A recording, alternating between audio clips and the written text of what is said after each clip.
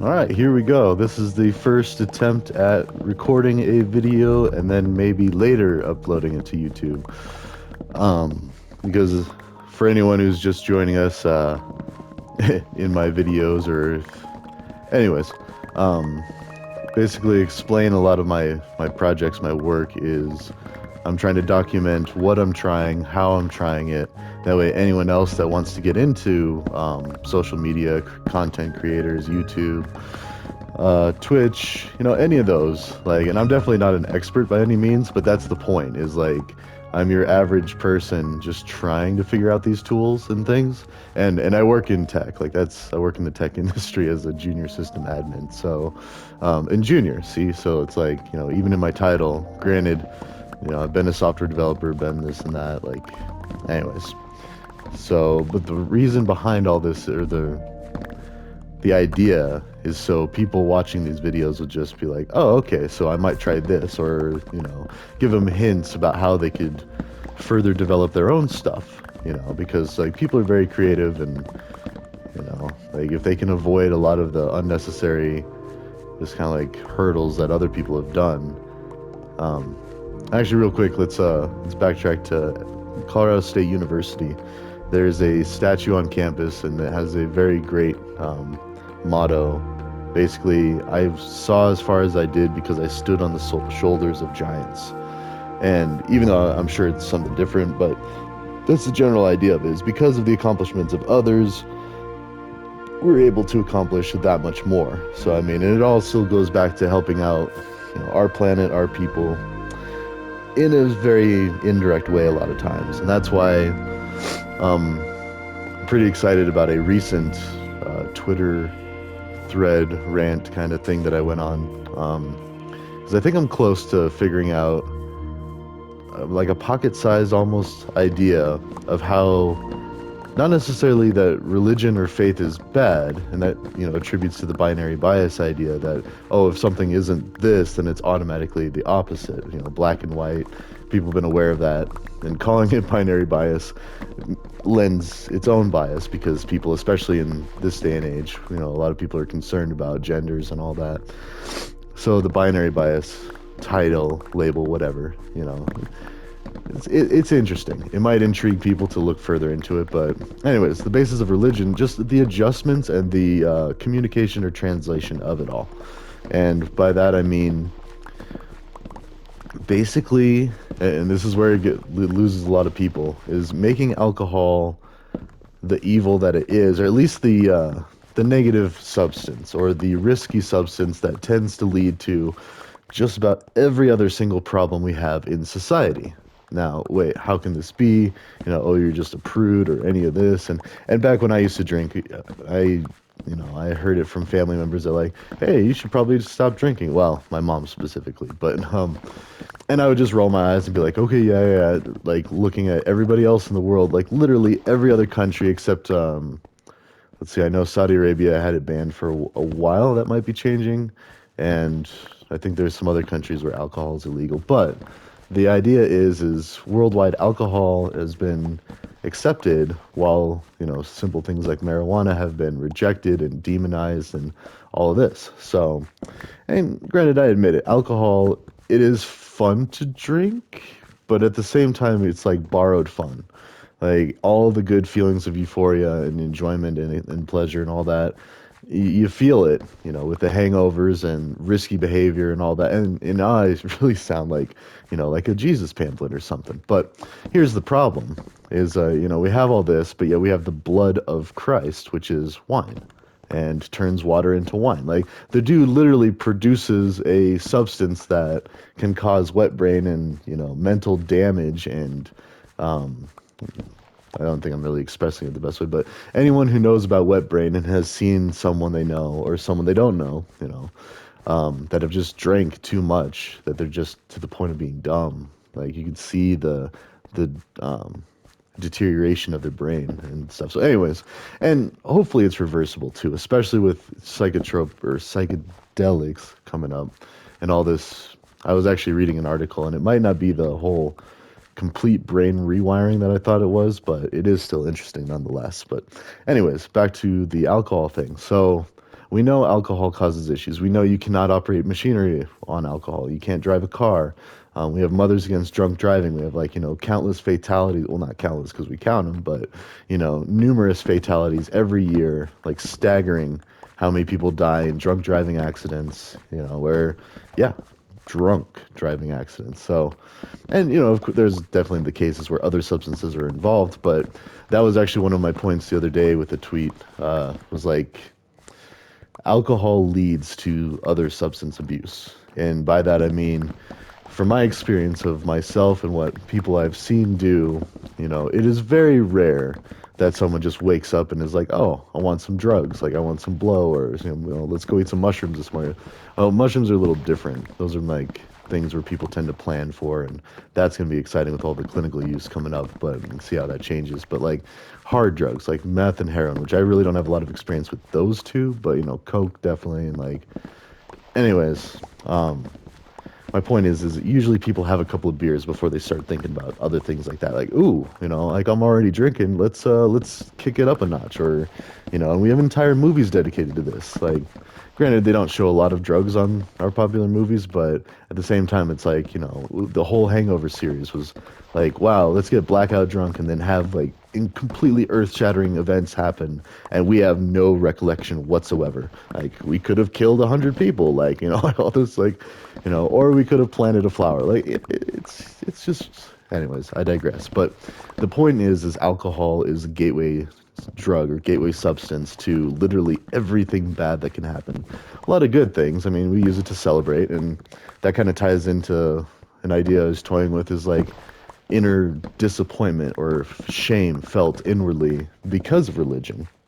Um, but at the same time, we got to be careful, because I really am not trying to bash religion, and I do make a point to say in there, oops, that I actually grew up as or I was the acolyte for my church, which meant that I brought the light of Christ in with me on like a little candlestick, or like this, I don't know, it was a pretty good sized candlestick. It was like the size of a baseball bat, only really thin. Or like a fishing rod. There you go. It was like a solid fishing rod that brought a candle in.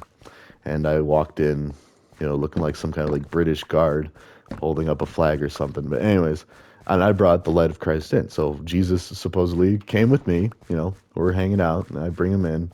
I put him in the candle. And then at the end of the service, I would come up, pick up Jesus, extinguish the flame, and then I'd be still carrying the light of Jesus on my like, candlestick, whatever, and I would walk out of the main hall, and that was it. It was very ceremonial. I did it for several years, and they were actually really sad when I stopped doing it, because once I hit high school, I was given the choice. Same with Boy Scouts. It's like, you can keep going if you want, but I'm not going to force you. And that was when I decided, or well, I'm going to let you make the decision yourself. My parents were all about me having that, and it's very important too, and I'm going to do that with my kids if once they get to a certain age. Actually, right now we don't go to church, with mine, but I know that my co-parents family is very religious, so I leave that open-ended, and so it's a little different. But anyways, the idea being is I took church very seriously when I went. I took my role seriously. Like, I try to do as much as I can with as much purpose as I can. If you're going to do something, do it right. That whole mentality.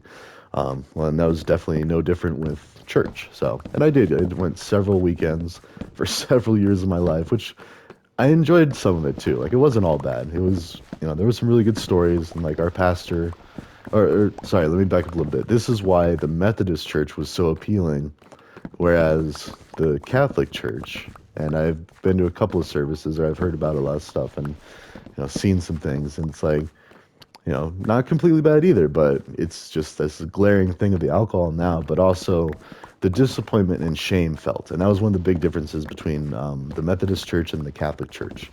And sorry, and I know this is why I didn't want to like stream this stuff, because like this is going right into one of the taboos of don't talk religion on stuff, or try not to discuss religion. Well, religion does tie into just about everything in life, whether you believe or not in something or not. Like, it's still going to affect your day to day. So it's very important. Also, substance use, alcohol, other drugs. And we usually make that distinction. Whereas alcohol, you can actually die from the withdrawals. People die in jail all the time. Like, if they've been on a bender for too long, and then they they're forced to not have any in the jail cell, and often not let water or food for a long time, and like really not general care at all. You know, a lot of people die. A lot more people die in jail than people think. So, anyways, that I digress. But that's one of my other big projects is the whole over incarceration problem, and that's actually one of the other big factors in why we have problems is because our corrections do not work as expected. I mean, they work, but they're not the best way we can go about it, and there's still side effects, blowback, whatever, and it and I wouldn't even say it works, not as expected. Like it corrects behavior more in the sense that it's the stick versus the carrot argument, and that's why it keeps tying back to religion because it's a tale as old as time, literally, is we've got heaven and hell, the stick and the carrot, you know, and that's what people believe still to this day is like, you know, do right by some spirit that you can't see or get confirmation or evidence of directly anyway, nothing confirmed. Um, but they work in mysterious ways, so that's like a catch-all scalable excuse, kind of a cop out, like, oh yeah, but you know, only I can see it or something like that. You know, like kid games we used to play. Not saying that, you know, I'm really not trying to bash religion because it is important at the end of the day. The placebo effect is very real, and there is still the chance that yes, all of it could be 100% true. You know, since we haven't confirmed the positive, we also haven't confirmed that it doesn't exist.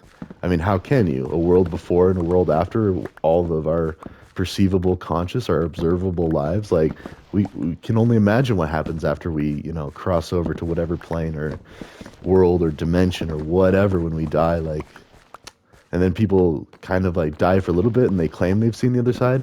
But how can they when we know that DMT is released in certain fight or flight situations, especially life or death situations? So they're drugged on a substance that we, up until just recently, Colorado just legalized it with the psychedelics. That was kind of like one of the little side notes. Was like, yeah, we're legalizing shrooms. Oh, and by the way, DMT as well. It's the natural substance legalization. Uh, or well, that's the verbiage that they use or the terminology, not verbiage. But anyways, I digress again. You know, anyone who knows me knows this happens quite a bit. But so that's the point of that is you're drugged when you're almost dead. Your brain releases a chemical to make dying more peaceful, more, you know, because you've got all these, you know, you've got your nerves all flaring, like, especially if you're like getting crunched or something and all your nerves are like reporting damage to your brain and it's just a sensory overload of just negative, you know, like what is the highest threshold of pain that can be felt and like consciously acknowledged, you know? It's hard to measure because it's like if you're experiencing that, you're not really paying attention to, oh, okay, this is about a 9 or this is about a 10. No, it's like, just please make this stop, you know, something like that. But, anyways, so there's a lot of unknowns, is my whole point with all that. And this is why it's hard to communicate these ideas, especially in a giant tweet like I did. Because this is all cybersecurity related. It is, in fact, like trying to make the world a better place, you know, pretty hippy dippy, which is funny because we also banned weed and, you know, everything that makes it hippie. Like, think like that, like the communal and, you know, the benefit for the greatest good for everyone. A lot of Trekkies, a lot of, and then you start putting these pieces together. You're like, wait a minute, a hippie is nothing more than just like someone that takes time to, you know, explore other options than alcohol. Like you grew up thinking alcohol is the only way to recreate, the only way to relax after a hard day's work. Nah, you could smoke some bud. And it's like we've just demonized that. And literally it's the devil because it's not in Jesus's blood. That's wine. So alcohol is okay. Even though alcohol, you know, deteriorates the brain, causes all these health problems, you know, and then gets you into all of these problems because your decision maker is blurred and just all of these things. And it's like, but it's Jesus's blood. So yeah, okay, it's all good. You know, it's like, that's why we get confused, I guess is the best way to put it. And again, you know, take the good and leave the bad. And that's one thing the Methodist Church did a lot of was like, you know, the whole Adam and Eve story, they kind of glazed over it really quick. Like when they said that Eve was made from just a rib. Because, and that in my mind is one of the big protests or things that I protest against being a Protestant, you know, and I'm not even religious. Like, I respect religion in that, you know, I can't prove it wrong, so it could very well be a thing. You know, I'm not discounting it as like proven false. I'm just saying it hasn't been proven true either. And so I'm less likely to make decisions, or at least big decisions. You know, I still make decisions to consciously not like curse in the name of God, if a God even exists. I'm not going to be like, I'm not going to try to anger it, I guess, is the way to be about it, you know?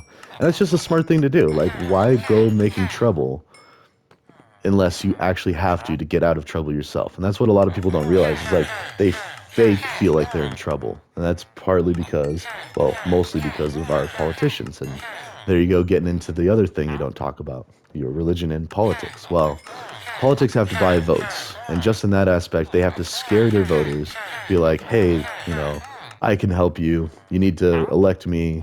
You know, I'll get the job done. And whether that's true or not, they have to instill that fear that there is something horribly wrong that needs someone else to be in office. And, you know, it's just so easy to skew these lines to where it's like you're scaring the people into thinking that there's a lot of problems that may or may not exist. And at least if they do exist, maybe not to the degree that originally they thought. So, anyways, let's see. That's about just what, like a couple minutes? No, like half an hour. Let's see how that does.